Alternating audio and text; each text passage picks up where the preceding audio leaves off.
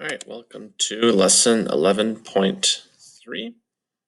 It's also called 11.2 for our homework, so hopefully that's not too confusing, but 11.3 in the book.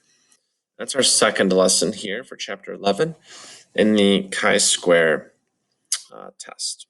And last time we worked on the chi-square test with looking at just a simple table, and then we determined the expected value, and then we compared those two, and we were able to come up with a p-value. And we use that to determine if these values were far enough away from their expected value.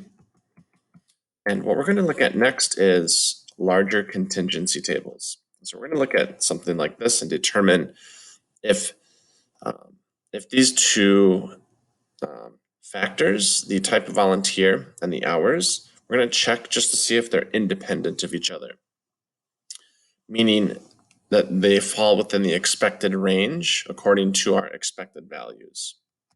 Talk a little more about that in just a bit. So this is useful for contingency tables, and it's just a test for independence. So we just want to see if those are independent or not of each other. We have a calculation on how to do it. We take the observed minus the expected squared, which is just like what we did last time, divided by the expected. And we do that for each one, and we add them all up. So O is the observed, E is expected, I is rows, J is columns. And our calculators take care of a lot of this, but good to know. So, well, for one, our expected value needs to be at least 5 in each cell. The degrees of freedom is number of columns minus 1 multiplied by the number of rows minus 1. And to get the expected number, we have a little formula here, and I'll talk about that right here. So here we have a volunteer group. Adults 21 and older volunteer from 1 to 9 hours each week to spend time with disabled citizens. Senior citizens, the program recruits among college, community college, four-year college, non-students. Here we have their results. So there we go. There we have our table. We have totals on all the sides to help us. So to calculate the expected number, what we do is we take that row total. Like suppose we want to find the expected number of community college students volunteering 1 to 3 hours a week. We take that row total, the amount of community college kids, and the amount of people that did 1 to 3 hours. We multiply them together, and then we divide by the total number surveyed. And hopefully this makes sense. Let me explain where this comes from. So suppose we want to find think about the probability of community college and 1 to 3 hours. So we would take the probability of community college kids, which would be 255 over 839. Then we would multiply that by the 1 to 3 hour probability of 1 to 3 hours. So that would be 298 over 839. So that's where the 255 and the 298 multiplied together. Then we'd have 839 twice in the denominator. Well, once we get that probability, say we get like 10%, we would then need to turn that back into a number. So that's why we multiply it by the total again, the 839. And so 10% of 839 would take us to what? 83.9. And so that's why the 839s cancel, and we're left with just one of the totals on the bottom. That's where that formula comes from. Hopefully that made sense. And so you do that for each of these, which is going to be a lot of calculations by hand. But luckily we have a fancy calculator that will obviously do that for us. So we're just trying to answer is the total number of hours volunteered independent of the type of volunteer. Okay.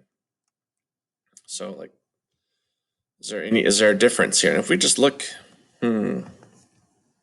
looks like community college students. Okay, looks like everybody kind of drops off for 7 to 9 hours, which makes sense. I see a little bit of a difference here between community college at 1 to 3 and four-year college students, 133. And the non-students have a really heavy amount in the middle. So, all right, we'll see what the data tells us. As these get more and more complex, it gets harder and harder to see what our results will be. So to do this, we write our null and alternative hypothesis. The null is the number of hours volunteered is independent of the type of volunteer. And what we want to test for is the number of hours volunteered is dependent. So it matters on the type of volunteer. So here we have all of our expected numbers, expected values. So that comes from this calculation. And you could verify that. 90.57, take 255 multiplied by 298 divided by 839, and you get 90.57. So as I look at these, pretty similar. I see a few discrepancies, like community college students at 96 there and 115, 111 and 90.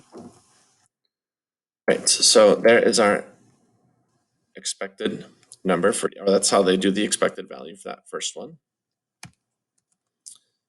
And then what we do is we go through this big calculation. We take the observed minus the expected, square it, and divide by the expected value.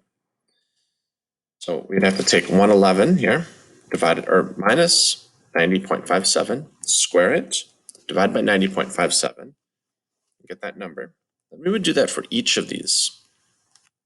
It's just way easier to do this on a calculator or computer. And we have a calculator linked in our Google, or on our Google document, our chapter 11 calculators. And you basically just type it all in, so I'm not going to go through and show that. You get 12.99. So our distribution is going to be a chi-squared test. And we have 3 columns, 3 rows, so our degrees of freedom would be 4. And here's what it looks like on our graph. And our p-value is 0.0113. So it's very rare, about a 1% chance to have this result. So therefore, we were testing this at a 0.05 alpha level. And since our p-value is less than 0.05, we reject. So this means the factors are not independent.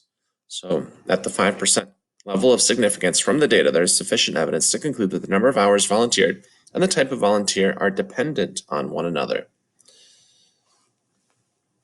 So that's all we can say. We just say that they are dependent on one another. We don't really know, which one is the most dependent. We don't know which one is the furthest. I guess we could calculate that. But we just are saying that, whether they're independent or dependent. So it's a little bit, with all of these variables and factors involved, it's hard to come up with a very concrete conclusion, but we can say that they are, for this one, we can say they are dependent. The community, the type of volunteer is dependent, or the amount of hours worked is dependent on the type of volunteer.